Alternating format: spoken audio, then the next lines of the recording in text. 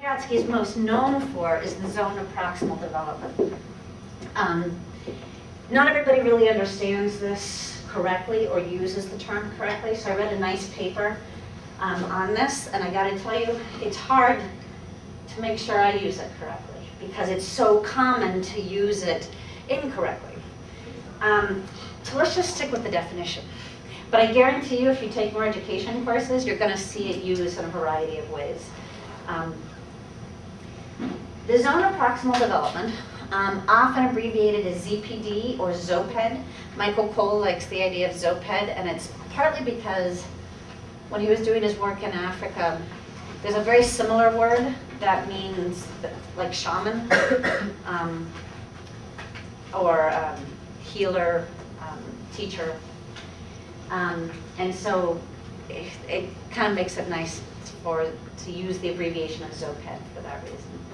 The key thing is this. When you're working with children, you can have a child do a task on their own, and then you could assist the child a little bit. And the zone of proximal development is the distance between what they can do on their own and what they can do with the assistance of others. What does this mean? What are we talking about? Well, when my daughter was 1, we got her this lovely little puzzle of Dora and Diego.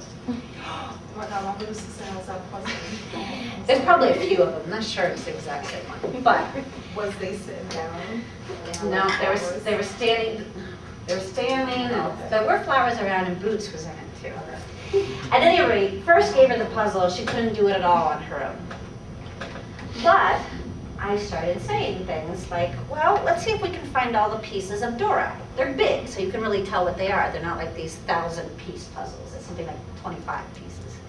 So let's get all the pieces of Dora. Look, there's 2 eyes. Those pieces must go together. And I'm sure the first time I did a little bit of hands-on of helping her, partly because it's hard to be patient for that long while a child tries to figure it out. But eventually, I could do it purely through verbal prompts.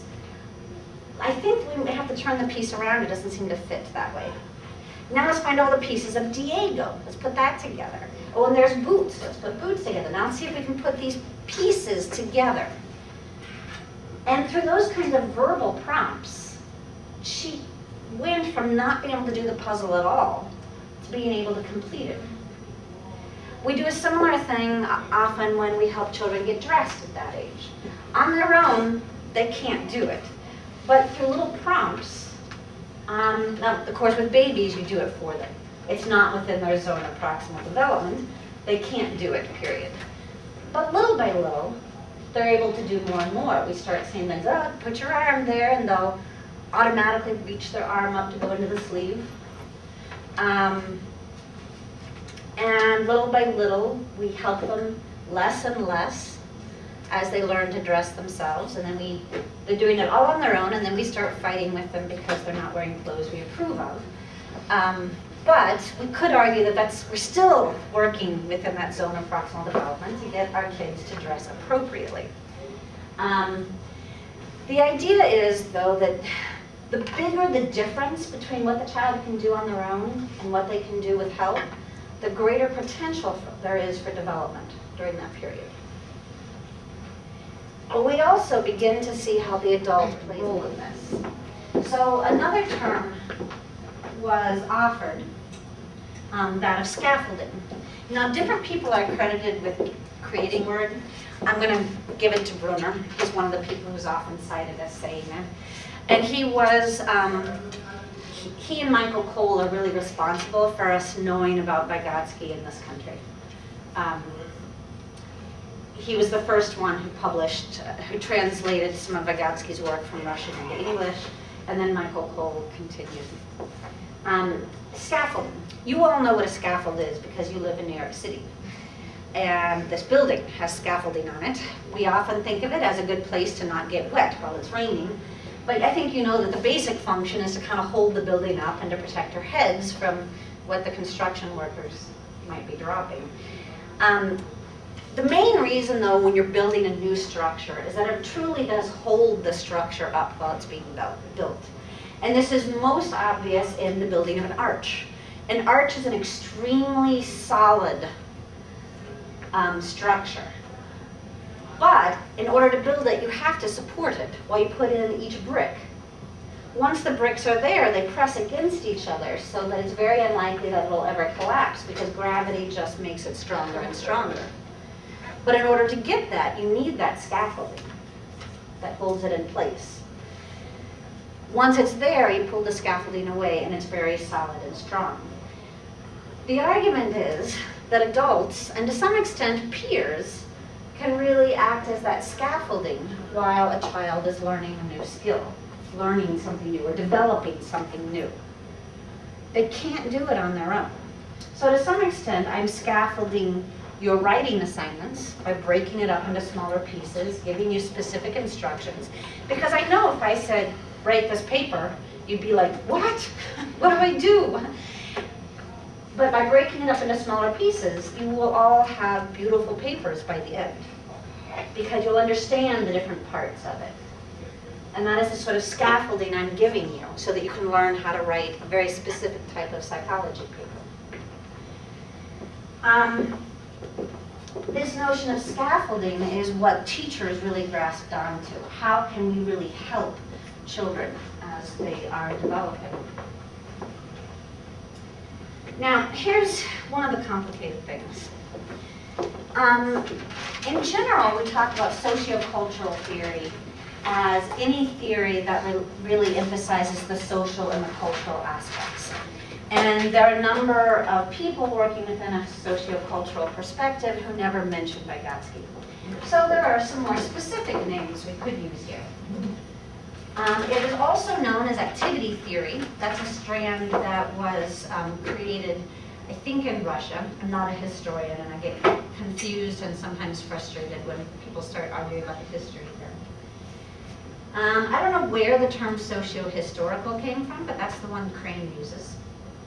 He's not the only one I've heard, but I don't hear that one very much. There's also cultural historical theory, which part of Europe was using. Michael Kuhl has suggested a combination of cultural historical activity theory of CHAT. And CHAT is a rather nice acronym. All these people love acronyms.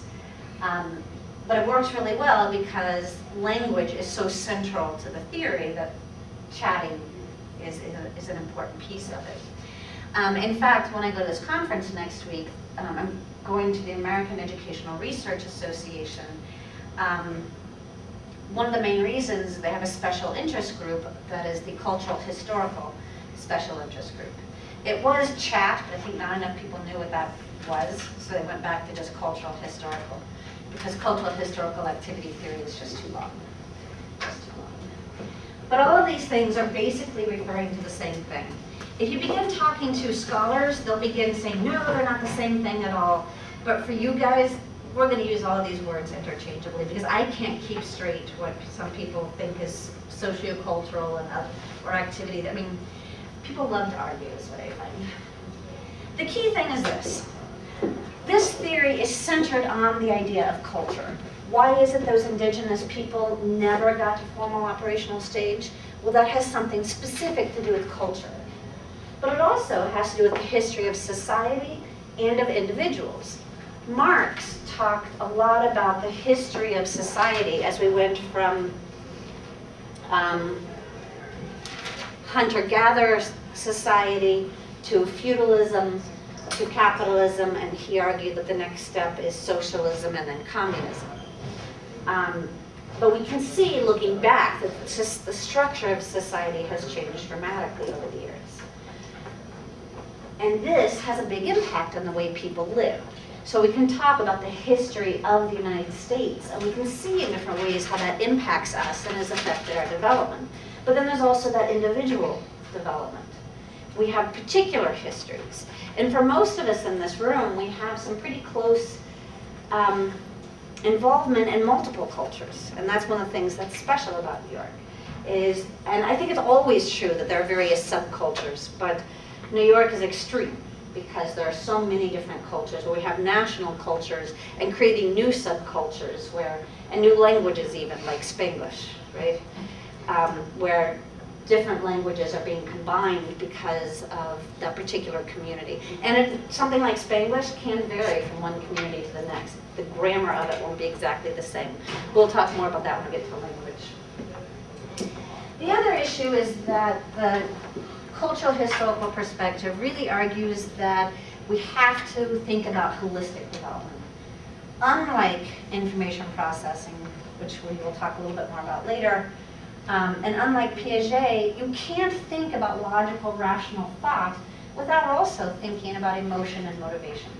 These are inseparable, according to Vygotsky, and it's a mistake to ever completely separate them because they're so intertwined that they can't be separated. Remember that Werner argued that separation happens as a process of development. Vygotsky argued you simply can't talk about thinking without also talking about feeling.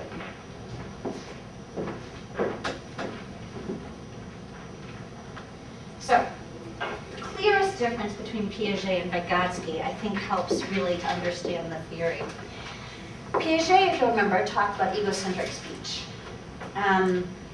This is where children would, if you have conversations with them, it can be very frustrating because they won't answer your questions. What they say doesn't make any sense.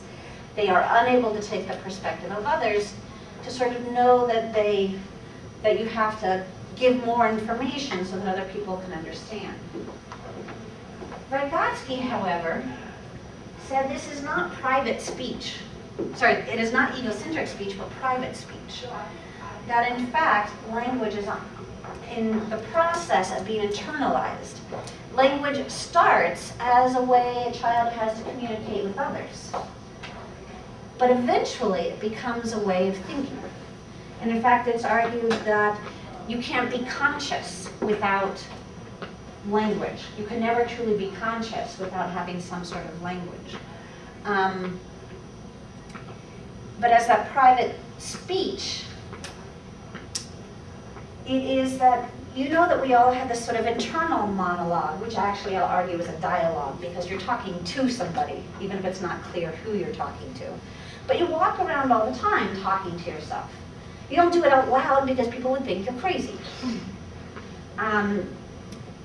Cell phones have kind of made this easier because you can just pretend you're talking into the cell phone. I've also heard stories of people singing to themselves because that way people won't think they're crazy, but they can do that. I've got to remember to go pick up the wash or whatever. But for the most part, we all do this not out loud. Children can't do that yet. They can't do it silently. But you know also that when you talk to yourself, you talk in incomplete sentences. Sometimes you may just say a word. My husband, when he's working on his math, he's a mathematician, so when he's thinking about his project, he will look at me and he will speak what to me is utter gibberish. Because I know that he's talking about braids and threads, and I know the basic idea, but I have no idea what he's talking about. But it helps him to say it out loud. And so I've learned to just say, helps him, gets me out of it, makes me feel like not quite such an idiot, and it works well for him. A lot of us, when we are by ourselves, will talk to ourselves. Now, how much of that is we like to hear the sound? We don't like the silence and all of that, I don't know. But when you're doing something very difficult, in fact, it is comforting, at least, to talk out loud. A lot of people, when they're having writer's block, will go and talk into a tape recorder or something in order to help themselves. Chemistry. I always talk out loud when I do chemistry. Because it's just too much to try to process without thinking or talking out loud. Like, it's just, you can't. It's too many formulas, too many conversions. Well, in this way, the research supports Vygotsky, because if you give a child who is doing less and less of this so-called egocentric speech, but you give them something that's harder to do, suddenly it comes back and they're doing it more and talking out loud. So I have a little video clip that kind of shows this.